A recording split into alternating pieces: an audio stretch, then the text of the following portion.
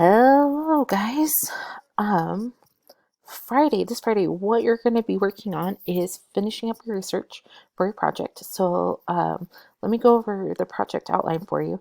So, last Friday, we had the intro to the project, and you had time to finish sorry, that wasn't last Friday, the Friday before. Last Friday, we had the intro, and then you started researching for your Vietnam topic. This Friday, what you're gonna be doing is researching your Vietnam project.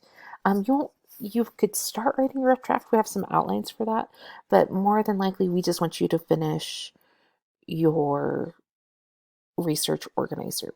Then the next week, what we'll do is we'll have some templates we're going to have you guys use to do your project, okay? And that you're going to make sure you have your graphic organizer turned in on Canvas, okay? And then May 15th, you're going to have time to work on your project. And then the 22nd, your project's going to be due. And again, we have a template for you that'll kind of make more sense. So what you're doing today is that you have each of you guys have your own, like your topic. You just got the organizer for your topic. Here are the resources. You click on those links and then you type in your notes into this organizer. Then what you're going to do is you're going to take this research and you're going to put it into your final project.